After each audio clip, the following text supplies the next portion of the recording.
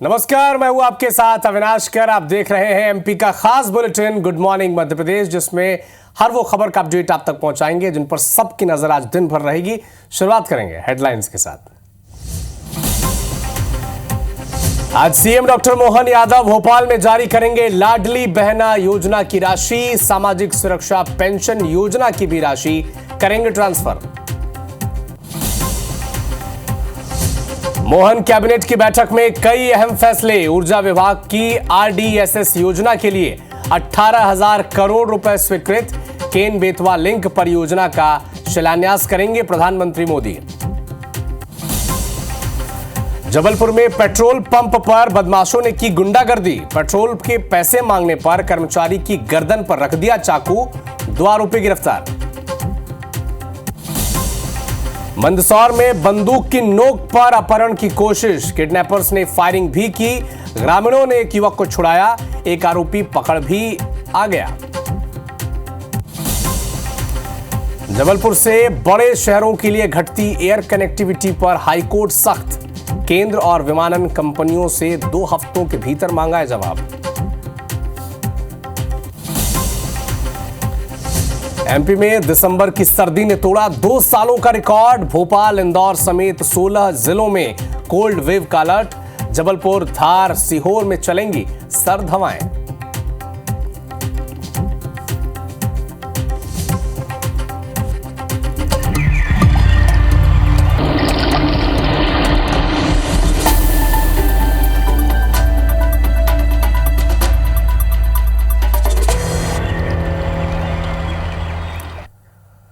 मंदसौर से एक बड़ा अपडेट आप तक पहुंचा दें। बंदूक की नोक पर अपहरण की कोशिश की गई है। हालांकि ग्रामीणों ने अपहरणकर्ताओं के चंगुल से उस युवक को छुड़ा लिया। अपहरण करने जो बदमाश आए थे उन्होंने फायरिंग भी की है। हालांकि ग्रामीणों ने सूझबूझ दिखाते हुए एक आरोपी को पकड़ लिया है, जबकि जो बाकी आरोपी थे वो फरार होने में सफल हो गए। शामगढ़ थाना पुलिस मामले की जांच में जुटी हुई है। ग्रामीणों की सूझबूझ से हालांकि एक बदमाश को पकड़ लिया ग्रामीणों ने, ये लोग गोली मार रहे हैं, लेकिन जो बाकी आरोपी थे वो मौके से फरार हो गए। बंदूक की नोक पर अपहरण की कोशिश की। ये बंदूक देख लो, ये देखिए, एक युवक को हालांकि गोली मार रहे देख लो, ग्रामीणों ने बचा लिया गोली मार रहे देख लो, और एक जो बदमाश था उसे भी पकड़ लिया, लेकिन जो बाकी बदमाश थे वो मौके से फरार होने में सफल हो गए। शामगढ़ थाना पुलिस मामले की जांच कर रही है कि अपहरणकर्ता कौन थे, क्यों उन्होंने इस वारदात को अंजाम दिया, क्या उन्हें इस काम की सुपारी वगैरह मिली थी या फिर कोई पुरानी रंजिश थी। लेकिन ग्रामीणों ने सूझबूझ दिखाई और जिस युवक का अपहरण किया जा रहा था उसे बचा लिया, चंगुल से बचा लिया बदमाशों के। लेकिन बाकी जो बदमाश थे फरार हो गए। एक जो अपहरण करता था वो अब ग्रामीणों की गिरफ्त में आ गया है, पुलिस के हवाले उसे कर दिया गया है। बाकी की तलाश की जा रही है।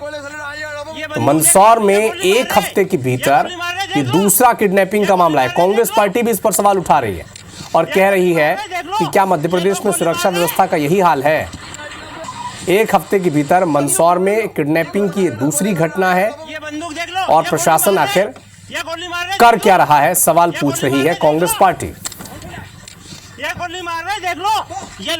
लेकिन इस मामले के बारे में आपको बता दें, ये देखिए लाइव ये वीडियो है जिसका सामने आया है किडनैपिंग का। अब देखिए, हुआ ये कि अपहरणकर्ता आए थे बंदूक की नोक पर एक युवक का अपहरण करने, लेकिन ग्रामीणों की सूझबूझ से जिस युवक का अपहरण हो रहा था उसे बदमाशों की चंगुल से छुड़ा लिया गया और ग्रामीणों ने सूझबूझ दिखाते हुए अपहरणकर्ता एक जो बदमाश था उसे भी पकड़ लिया। हालांकि जो बाकी उसके साथी थे 3-4 वो गाड़ी में बैठकर भाग गए, लेकिन एक अपहरणकर्ता अब ग्रामीणों की गिरफ्त में आ गया, जिसके बाद उन्होंने पुलिस को उसे सौंप दिया है। युवक को भी चंगुल से छुड़ा लिया।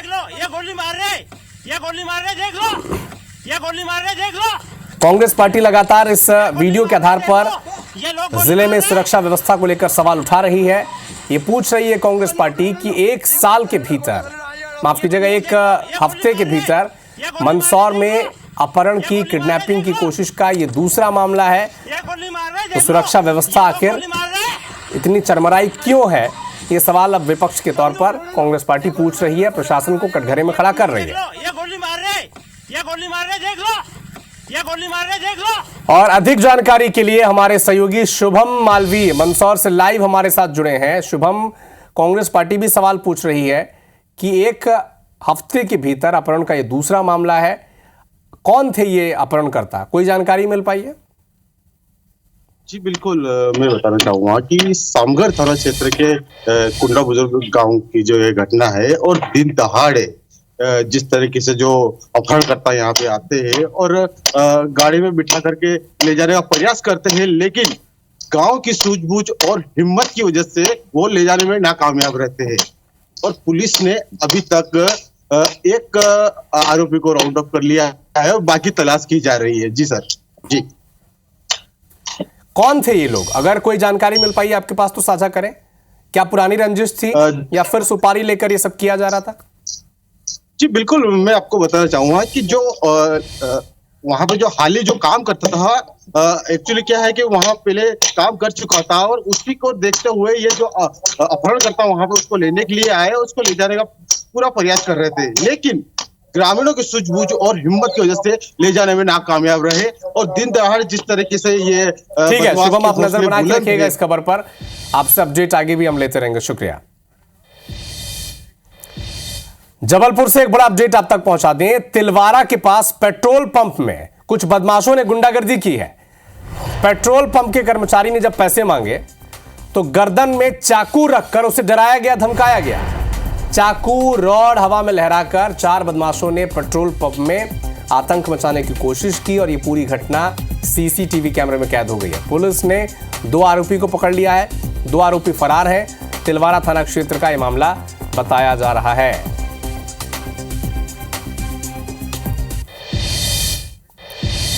इंदौर से एक बड़ा अपडेट आप तक पहुंचा दें। नए साल से नई उड़ान शुरू होने जा रही है। इंदौर से भुवनेश्वर के लिए अब सीधी फ्लाइट मिलेगी। इंडिगो एयरलाइन शुरू करेगा नई उड़ान। 1.5 घंटे में इंदौर से जगन्नाथपुरी आप पहुंच सकेंगे। इंदौर से उड़ीसा को जोड़ने वाली पहली यह फ्लाइट है। व्यापार के लिहाज से भी बेहद महत्वपूर्ण है।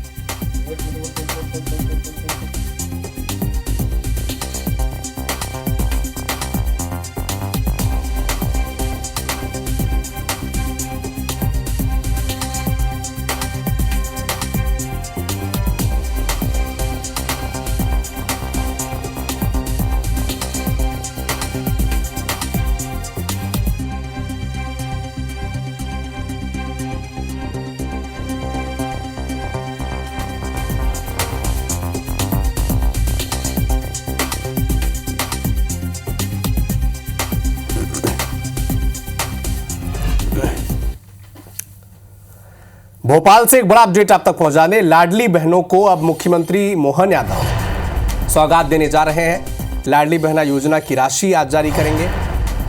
इसके अलावा सामाजिक सुरक्षा पेंशन योजना की राशि का भी वितरण वो करेंगे। कई विकास कार्यों का लोकार्पण और शिलान्यास भी करेंगे। अंतर्राष्ट्रीय गीता महोत्सव में भी मुख्यमंत्री आज शामिल होंगे, वहां पर मौजूद रहेंगे। सीएम डॉक्टर मोहन यादव का शेड्यूल आप देखिए। आज कई महत्वपूर्ण कार्यक्रम हैं। लाडली बहना योजना के तहत आज हितग्राहियों को वो राशि ट्रांसफर करेंगे। अंतर्राष्ट्रीय गीता महोत्सव में भी शामिल होंगे।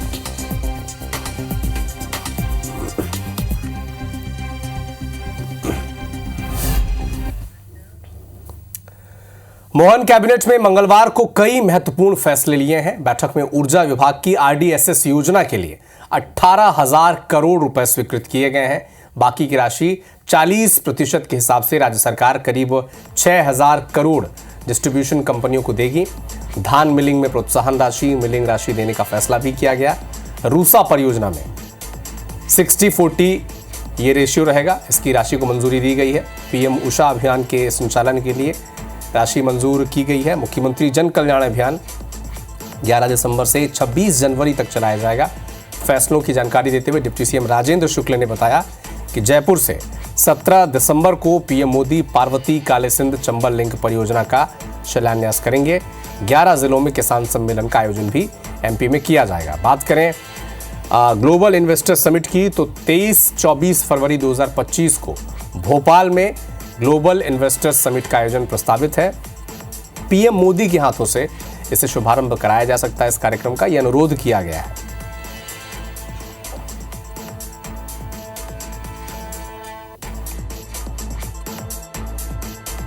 केन बेतवा लिंक राष्ट्रीय परियोजना माननीय प्रधानमंत्री जी द्वारा इस परियोजना का शिलान्यास संभावित है।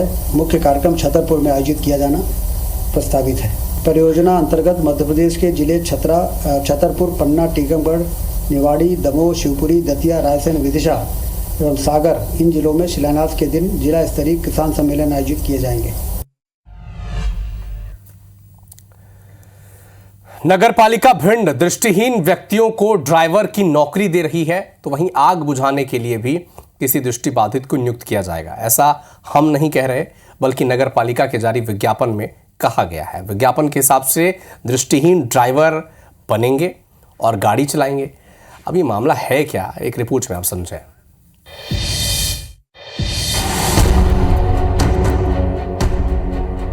सिर घूमे चक्कर खाए फिर भी कुछ ना समझ आए। जी हाँ, भिंड नगरपालिका ने दिव्यांगों के लिए कुछ ऐसी ही विशेष भर्ती निकाली है, जिसे देखकर आप सब चकरा जाएंगे और माथा पकड़ लेंगे। 30 अगस्त 2024 को निकाली गई इस विशेष भर्ती अधिसूचना में नियमित के साथ और संविदा के 19 पद शामिल हैं। इनमें ड्राइवर और फायरमैन के पद दृष्टिहीन या कम देखने वाले व्यक्तियों के लिए आरक्षित है। भर्ती के लिए 20 सितंबर 2024 तक ऑनलाइन आवेदन मांगे गए, जिनमें कुल 334 आवेदन मिले हैं। यहाँ स्क्रूटनी के बाद आवेदकों के नाम सार्वजनिक किए जाएंगे। हालांकि मुख्य नगरपालिका अधिकारी कह रहे हैं कि ये शासन की गाइडलाइन है। शासन के दिशा निर्देशानुसार 6% आरक्षण दिव्यांगजनों को सुरक्षित रखा गया था।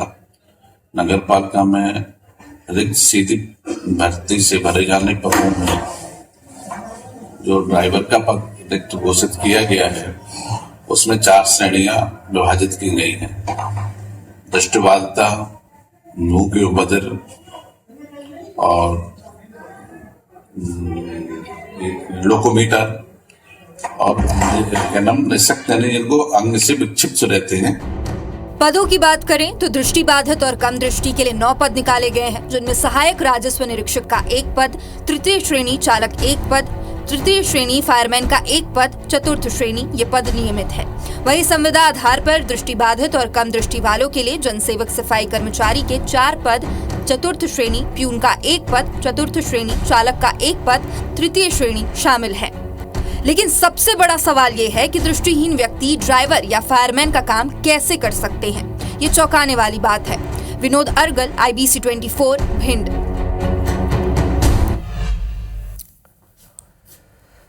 एमपी का वेदर अपडेट आप तक पहुंचा दें। दिसंबर की सर्दी ने 2 साल का रिकॉर्ड तोड़ दिया है। भोपाल, इंदौर समेत 16 जिलों में कोल्ड वेव का अलर्ट जारी किया गया है।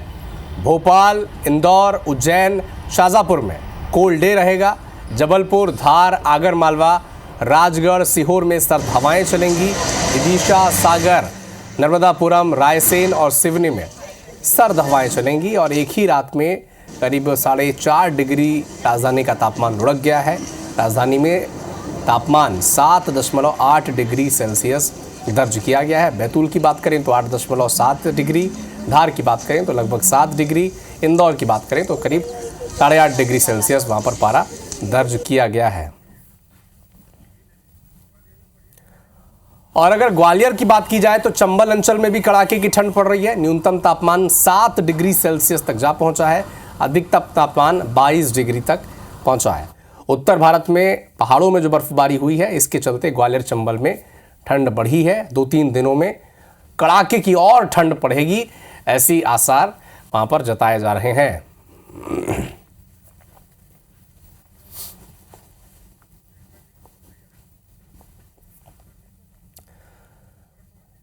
तो देखिए, ग्वालियर चंबल में अब न्यूनतम जो पारा है वो 7 डिग्री तक जा पहुंचा है। अधिकतम जो तापमान है वो 22 तक है। चूंकि उत्तर भारत में अब देखिए जो पहाड़ी इलाके हैं वहां पर तो बर्फबारी हो रही है, जिसकी तस्वीर भी हम आप तक पहुंचा रहे हैं, है ना। शिमला, मनाली, यहाँ पर बर्फबारी हो रही है।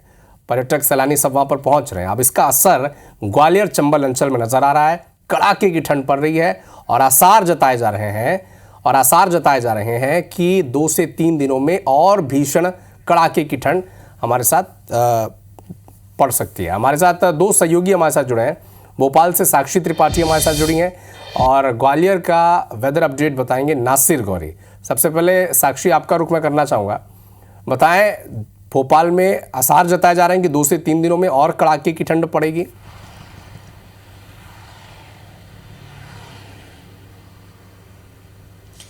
बिल्कुल अविनाश, राजधानी समेत प्रदेश भर में पिछले 2 हफ्तों से जो तापमान था उसमें बढ़त देखी जा रही थी। क्लाउडिंग के चलते जो तापमान था वो बढ़ रहा था, लेकिन एकाएक पिछले 48 घंटों में जो तापमान है वो राजधानी भोपाल में लगभग 4.5 डिग्री सेल्सियस नीचे आ गया है। अभी अगर हम वर्तमान समय में बात करें तो राजधानी भोपाल का तापमान लगभग 7.8 डिग्री सेल्सियस दर्ज किया गया है, जो कि पिछले 2 सालों में से सबसे न्यूनतम तापमान है। राजधानी भोपाल में दिसंबर में जो कड़ाके की ठंड पड़ रही है उसने पिछले 2 सालों का रिकॉर्ड तोड़ दिया है। पिछले 2 सालों में दिसंबर के महीने में 8 डिग्री सेल्सियस से नीचे तापमान नहीं गया था, लेकिन इस साल की ठंड में दिसंबर के महीने में जो तापमान है वो 7.8 डिग्री सेल्सियस पर जा पहुंचा है। 48 घंटे पहले ये तापमान जो था 12 डिग्री सेल्सियस 16 डिग्री सेल्सियस था, लेकिन यही तापमान अब लगभग 4.5 डिग्री सेल्सियस पहुंच चुका है। इसके साथ ही साथ भोपाल की बात करें, इंदौर की बात करें, उज्जैन की बात करें, जबलपुर की बात करें, हर जगह शीतलहर जो है वो देखी जा रही है और आने वाले 3 से 4 दिनों तक यही जो मौसम है वो बना रहेगा। और बात करें कि आखिर इसकी वजह क्या है, तो मौसम वैज्ञानिकों के अनुसार जो पहाड़ी इलाके हैं वहाँ पर बर्फबारी होने के कारण राजधानी भोपाल में लगभग 18 से 20 किलोमीटर प्रति घंटे की रफ्तार से बर्फीली हवाएं जो है वो राजधानी भोपाल को छू रही हैं, जिसके चलते तापमान में ये जो गिरावट है वो देखने को मिल रही है। और साथ ही साथ अगर हम पचमढ़ी की बात करें अगर अविनाश, तो पचमढ़ी में जो तापमान है लगभग 3.5 डिग्री सेल्सियस पहुंच चुका है, जो अब तक का मध्य प्रदेश का सबसे निचले स्तर का तापमान है। तो यहाँ पर राजधानी भोपाल समेत प्रदेश भर में आपको शिमला का एहसास देखने को मिलेगा। बिल्कुल कड़ाके की ठंड पड़ रही है पूरे मध्य प्रदेश में और पिछले 2 सालों का अगर रिकॉर्ड टूटा है तो जाहिर सी बात है मध्य प्रदेश की जनता इसे महसूस भी कर रही होगी। नासिर, ग्वालियर में 7 डिग्री तक पारा पहुंच गया है, बताएं वहां पर अभी कैसी स्थिति है? ग्वालियर चंबल अंचल में हमेशा से कड़ाके की ठंड पड़ती है, लेकिन अभी जो मौसम वैज्ञानिक है उनके मुताबिक जो पहाड़ी इलाकों में जो बर्फबारी हो रही है, चाहे कश्मीर हो चाहे हिमाचल हो और उत्तराखंड में, वहां से जो सर्द हवाएं चल रही है उसका असर ग्वालियर चंबल अंचल में देखने को मिल रहा है। जो न्यूनतम तापमान है वो 7 डिग्री है और अधिकतम तापमान 22 डिग्री। लेकिन सबसे बड़ी बात यह है कि नगर निगम को, प्रशासन को जो इंतजाम करना चाहिए, यानी कि सड़कों पर अलाव जलाना चाहिए, वो अभी तक शुरू नहीं किया है। क्योंकि जो आने जाने वाले लोग होते हैं, जो बस स्टैंड पर होते हैं, रेलवे स्टेशन पर होते हैं, उनके लिए रैन बसेरे बसाए जाते हैं, लेकिन अभी तक वो इंतजाम नहीं किए गए हैं, ना ही आग जलाई गई है, जिससे काफी लोगों को परेशानी का सामना करना पड़ रहा है। हालांकि अभी मौसम विभाग का दावा यही है कि जिस तरह के जो हालात है उससे लगता है कि 2-3 दिन तक और भी ज्यादा कड़ाके की ठंड पड़ने वाली है। फिलहाल अभी लोगों को राहत ठंड से नहीं मिलेगी, क्योंकि जो ठंड है वो पहले से ही देर से आई है। तो कुल मिलाकर देखा जाए तो अब इंतजाम जो है नगर निगम को, प्रशासन को करना होंगे, जिससे लोगों को इस ठंड से राहत मिल सके। उनको अलाव जलाना पड़ेंगे, रैन बसेरों का है वो इंतजाम है वो करना पड़ेंगे, क्योंकि हमने पिछले साल के आंकड़े देखे तो कुछ लोगों की कड़ाके की ठंड से डेथ भी हो चुकी थी। तो न सिर्फ ग्वालियर चंबल बल्कि पूरे मध्य प्रदेश में कड़ाके की ठंड पड़ रही है और पिछले 2 सालों का रिकॉर्ड टूटा है। शुक्रिया साक्षी और नासिर हमारे साथ जुड़ने के लिए। तो भोपाल में कड़ाके की सर्दी का दौर जारी है और इस बार नगर निगम ने सार्वजनिक स्थलों पर अलाव की जगह हीटर लगाने की व्यवस्था की है, जिससे लोगों को ठंड से राहत मिल सके। इसके अलावा रैन बसेरों में रजाई, कंबल की व्यवस्था भी है। बता दें कि पर्यावरण को ध्यान में रखते हुए नगर निगम ने कचरा और अलाव जलाने पर प्रतिबंध लगा दिया है। अगर कोई अलाव जलाता है तो उस पर जुर्माने का प्रावधान भी है। इस कारण बस स्टैंड और रेलवे स्टेशन, अस्पताल जैसे सार्वजनिक स्थलों पर अलाव नहीं जला पा रहे हैं कुछ लोग। अलाव को प्रतिबंधित किया है और कई गार्डनों में बातचीत हुई है कि चूंकि उनके इलेक्ट्रिक हीटर भी लगे हुए हैं, उसके बाद भी अलाव जलाते हैं, तो अलाव को प्रतिबंधित करके और इलेक्ट्रिक हीटर को जलाएं। मध्य प्रदेश लोक सेवा आयोग ने रविवार को होने वाली राज्य पात्रता परीक्षा को लेकर तैयारी पूरी कर ली है। परीक्षा के लिए 12 शहरों में 323 केंद्र बनाए गए हैं। उम्मीदवारों को प्रवेश पत्र भी जारी किया गया है। आयोग ने परीक्षा के लिए ऑब्जर्वर भी नियुक्त कर दिए हैं। अकेले इंदौर में 3 सेवानिवृत्त अधिकारियों को जिम्मेदारी सौंपी गई है। आयोग ने साफ किया है कि परीक्षा केंद्रों में बदलाव नहीं किया जाएगा। बता दें कि आयोग ने मार्च में विज्ञापन निकाला था। 1,21,000 अभ्यर्थियों ने फॉर्म भरा है।